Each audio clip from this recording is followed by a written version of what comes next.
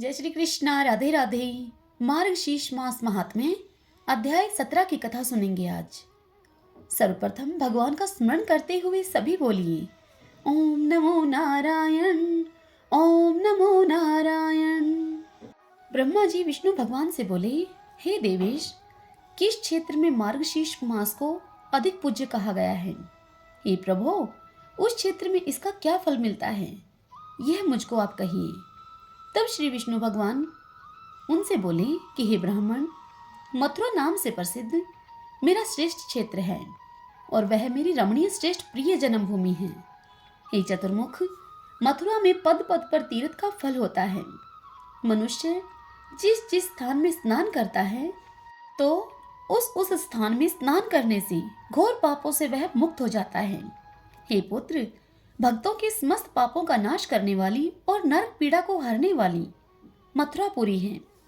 जो मनुष्य समस्त धर्म से गिर गए हैं, जो कृतघ्न, सुरापान अर्थात मदिरापान, चोरी और व्रत आदि को त्याग करने वाला है, वह मनुष्य मथुरा में जाकर घोर पापों से मुक्त हो जाता है।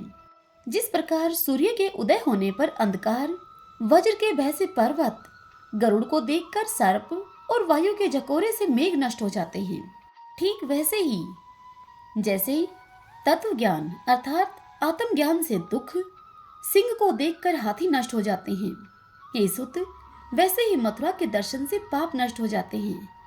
हे पुत्र, ब्रह्म हत्या से युक्त मनुष्य भी भक्ति युक्त होकर श्रद्धा से मधुपुरी अर्थात मथुरा को देखने मात्र से शुद्ध हो जाता है।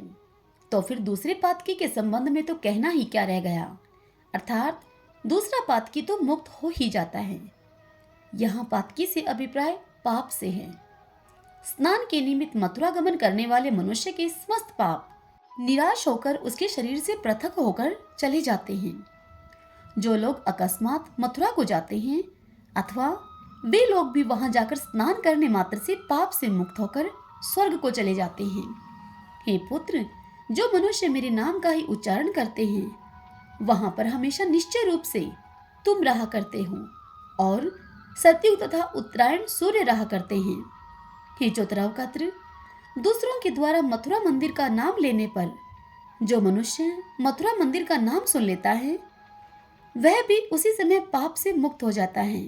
हे सुत, जो लोग 3 रात्रि तक उस मथुरा में वास करते हैं उन्हें देख लेने मात्र से और स्पर्श से तथा चरण धूलि से मनुष्य पवित्र हो जाते हैं।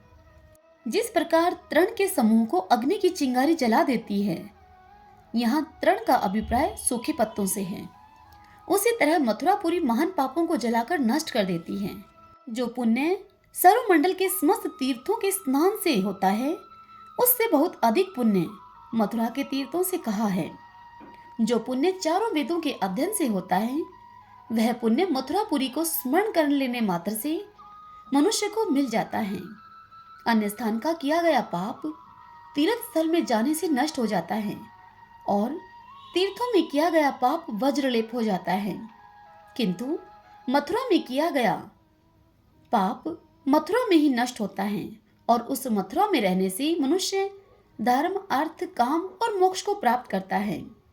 हे चतुरावकात्र, जो दूसरे स्थान में प्रारब्ध पाप हैं उनका 10 वर्ष तक भोगने में आता है, लेकिन उनका फल मनुष्य मथुरा में 10 दिन में भोग लेता है। मथुरा के समान स्वर्ग, पाताल, अंतरिक्ष और मनुष्य लोक में प्रिय स्थान नहीं है। केवल मथुरा में सर्वदा मेरा प्रिय स्थान कहा गया है। समस्त तीर्थों में मथुरा अधिक श्रेष्ठ स्थान है। मैंने वहां पर गोप बालकों के साथ बाल क्रीड़ाएं की हैं। हे पुत्र, जो फल 33,000 वर्ष तक भारतवर्ष में वास करने से प्राप्त होता है वह फल मथुरापुरी को स्मरण कर लेने मात्र से हो जाता है। हे पुत्र, जब राहु के द्वारा सूर्य नारायण के ग्रसित हो जाने पर सूर्य ग्रहण में जो पुण्य होता है उससे भी कहीं अधिक पुण्य मथुरा में वास करने पर प्रतिदिन होता है। तीर्थराज अर्थात प्रयाग में 1000 वर्ष तक वास करने से जो फल होता है, हे पुत्र, वह फल मार्गशीर्ष मास में मधुपुरी अर्थात मथुरा में वास करने से होता है। वाराणसी अर्थात काशी में 1000 वर्ष तक वास करने से जो फल होता है, हे पुत्र, वह फल मथुरा में मार्गशीर्ष मास में 1 दिन का वास करने से प्राप्त हो जाता है। जो मार्गशीर्ष मास में गोदावरी और द्वारका में वास करता है तथा कुरुक्षेत्र में पृथ्वी का दान करता है और 6 मास तक गया में वास करता है, वह समस्त तीर्थ, दान और वास मथुरा में 1 दिन के वास के समान भी नहीं है, अर्थात मथुरा वास से अधिक कुछ भी नहीं है। मथुरा के समान न द्वारका, न काशी, न कांची, न मायापुरी और न गोदावरी, न कोई तीर्थ ही है। लोग यमुना जल से तृप्त होकर पिंडदान की इच्छा नहीं करते हैं। जो मनुष्य मथुरा को साधारण दृष्टि से देखते हैं, उनको पाप राशियों से युक्त जानना चाहिए। जिस मनुष्य ने मथुरा को नहीं देखा किंतु मथुरा को देखने की उसकी तीव्र इच्छा है, उस मनुष्य की इच्छा होने मात्र से यदि वह कहीं मर जाता है तो उसका अगला जन्म मथुरा में ही होता है। हे चतुर्मुख, पृथ्वी के कण अर्थात धूलिकण समय पाकर गिने जा सकते हैं, परंतु मथुरा के जितने भी तीर्थ हैं उनकी गणना नहीं हो सकती है। भो ब्रह्मदेव, भो ब्रह्मदेव, मथुरापुरी में आप वास करो, वास करो। मैं उस मथुरा में गोप कन्याओं के साथ निरंतर वास करता हूँ। रे संसार में मगन मनुष्यों और अन्य शिष्य वर्ग, सुनो, यदि तुम अत्यंत सुख की इच्छा रखते हो तो तुम मेरी मथुरापुरी में वास करो। बड़ा आश्चर्य है कि संसार के प्राणी आंखें होने के बावजूद भी कुछ देखते नहीं हैं। मथुरापुरी में रहने पर भी सदा संसार में जन्म परंपरा को ही भोगते रहते हैं। जिसने भाग्य योग से अतुल मनुष्य योनि पाकर मथुरा को नहीं देखा, उसका आयुष्य व्यर्थ में ही नष्ट हो जाता है, अर्थात उसकी आयु बेकार ही हो जाती है। इस बुद्धि की दुर्बलता के प्रति महान आश्चर्य होता है और ऐसे भाग्य की हीनता पर भी आश्चर्य है और इस तरह के मोह की महिमा पर आश्चर्य है कि जिनके कारण मथुरा का सेवन नहीं किया। जो मथुरा का त्याग करके अन्यत्र वास की इच्छा करता है, वह मूढ़ मनुष्य मेरी माया से मोहित होकर संसार में भ्रमण करता है। जो मथुरापुरी में जाकर दूसरी जगह जाने की इच्छा करता है, क्या उस दुर्बुद्धि को ज्ञान है? नहीं तो वह अज्ञान से ही घिरा हुआ है। जो मनुष्य माता पिता और अपने बंधुओं से त्याग कर दिए गए हैं तथा जिनकी कहीं गति अर्थात जिनको कहीं ठिकाना नहीं है, उन लोगों के लिए मेरी मथुरापुरी गति को देने वाली है। जो मनुष्य पाप समूह से घिरे हैं और दरिद्रता के कारण पाप समूह में गिर गए हैं, जिनकी कहीं गति नहीं है, उनके लिए मथुरापुरी गति देने वाली है। सार से भी अत्यंत सार और गुप्त से भी परम गुप्त गति स्थान को ढूंढने वाले मनुष्यों के लिए मथुरा ही परम गतिदाता स्थान कहा है। वह मथुरापुरी श्रेष्ठ पुण्यों से, श्रेष्ठ दानों से, तपों से, स्तुति करने से और नाना प्रकार के योग उपायों से भी नहीं मिलती है, किंतु केवल मेरी कृपा मात्र से मिलती है। जिन मनुष्यों की मुझ में स्थिर भक्ति है, उन पर मेरी बड़ी कृपा रहती है और उन्हीं धन्य मनुष्यों की मथुरा में गति होती है। जो गति योगी, ब्रह्मवेता और बुद्धिमान की होती है, वही गति मथुरा में प्राण त्याग करने वाले मनुष्य की होती है। यद्यपि इस संसार में काशी, कांची आदि मुक्ति की पुरी हैं, परंतु उनमें एक मथुरा ही धन्य है, जो कि मथुरा में जन्म ग्रहण करने से अर्थात उपनयन होने के बाद ब्रह्मचार्य पालन करने से, मुक्ति अर्थात संसार के सुख भोग से और दान से मनुष्यों को 4 प्रकार की मुक्ति देती है। अन्यत्र जो गति सैकड़ों मनवंतर पर्यंत योगा अभ्यास करने से नहीं मिलती, वह गति इस मथुरा में मेरे प्रसाद से खेल कूद में ही मिल जाती है। जिस मथुरा में पापों से भय नहीं है और यमराज से भय नहीं है तथा गर्भवास का भी भय नहीं है, उस मथुरा क्षेत्र का आश्रय कौन मनुष्य नहीं करता। हे ब्राह्मण, मथुरा में जो पुण्य होता है, उस पुण्य का तुम अब फल सुनो। जो मनुष्य मथुरा में वास करके मथुरा में मर जाते हैं, वे कीड़ा और पतंगा आदि भी मथुरापुरी में कृष्ण रूप में अर्थात चतुर्भुज स्वरूप हो जाते हैं। और जो वृक्ष कूल अर्थात तट भाग से गिर जाते हैं, वे वृक्ष भी परम गति को चले जाते हैं। जो मनुष्य बोल नहीं सकता, जड़ है अर्थात मूर्ख है, अंधा या बहरा है तथा तप नियम से रहित है और जो काल से परे है, वे लोग मेरे लोक में जाते हैं।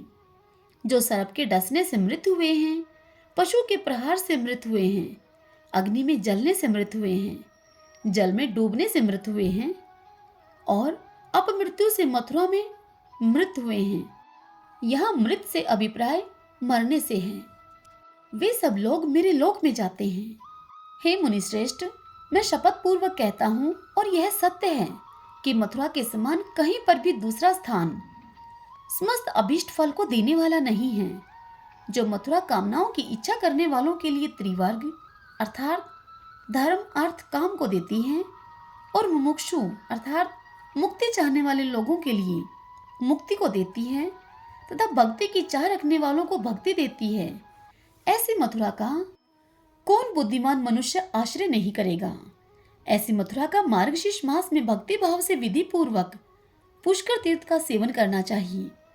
उस जगह ब्रह्मा कुंड नाम से प्रसिद्ध बड़ा कुंड है, विष्णु कुंड नाम से प्रसिद्ध विष्णु का मध्यम कुंड है तथा रुद्र दैवत्य नाम से प्रसिद्ध शिव का कनिष्ठ कुंड है। हे बुद्धिमान, अब इन कुंडों के विषय में तुम जानो। इन कुंडों में विधि पूर्वक स्नान, दान और श्राद्ध करें तथा मुझ में प्रीति रखने वालों को बड़ी पूजा करनी चाहिए। हे पुत्र, मार्गशीर्ष मास में पूर्णमासी मुझको प्रिय होती है। उस पूर्णमासी के दिन जो कुछ पुण्य किया जाता है वह मुझको प्रीतिकर होता है। और हे पुत्रक, पूर्णिमा के दिन गौदान, अन्नदान, स्वर्ण दान और पृथ्वी दान करना चाहिए। मार्गशीर्ष मास की पूर्णिमा के दिन गृह दान करना चाहिए। उस दिन मनुष्य जो कुछ भी दान करता है उसका पूर्ण फल होता है और वह फल अक्षय होता है अर्थात उस फल का नाश नहीं होता। पूर्णिमा के दिन अपनी सामर्थ्य के अनुसार ब्राह्मणों को भोजन कराना चाहिए और व्रत की पूर्ति के लिए पूर्णिमा में ही उत्सव करना चाहिए। हे पुत्र, जैसे मार्गशीर्ष मास में मथुरा मुझे प्रिय है, वैसे ही तीर्थराज अर्थात प्रयाग आदि प्रिय नहीं हैं तथा अभाव में पुष्कर भी प्रिय नहीं हैं। बुद्धिमानों को चाहिए कि मार्गशीर्ष मास की पूर्णिमा पुष्कर तीर्थ में करें और मथुरा में स्नान, दान आदि करके अपना समय व्यतीत करें, या फिर जिस किसी स्थान में विधि पूर्वक पूर्णिमा को स्नान, दान, उत्सव आदि के द्वारा व्यतीत करें। जो मनुष्य मार्गशीर्ष की पूर्णिमा के दिन स्नान, दान, पूजा नहीं करता है वह 60,000 वर्ष तक रौरव आदि नरकों में यातना को भोगता है। इसलिए विद्वान लोग सब प्रकार से पूर्णिमा का मान करें, सम्मान करें। यदि पूर्णिमा मार्गशीर्ष मास की हो तो वह अनंत फल को देने वाली होती है। हे वत्स, जिस प्रकार मैंने मार्गशीर्ष को अपना प्रिय बतलाया है, उस मार्गशीर्ष मास में जो भी मनुष्य भक्ति से स्नान, दान, व्रत, उत्सव आदि करता है, उस मनुष्य को जो पुण्य फल होता है उस फल को तुम अब सुनो। 10,000 तीर्थों में स्नान, दान आदि करने से जो पुण्य होता है वही फल इस मार्गशीर्ष मास में होता है।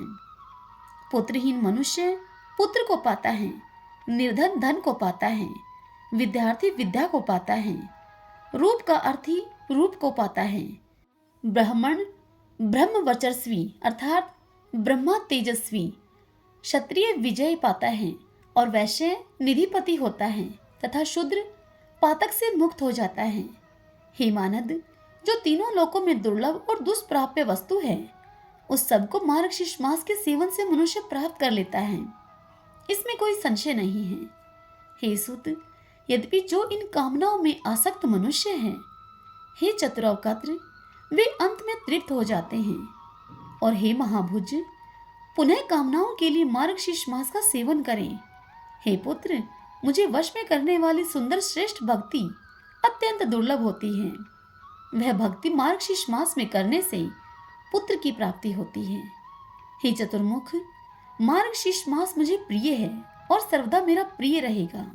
इसलिए प्राणी इस मास के सेवन से और मेरे प्रसाद से समस्त वस्तु को पाता है।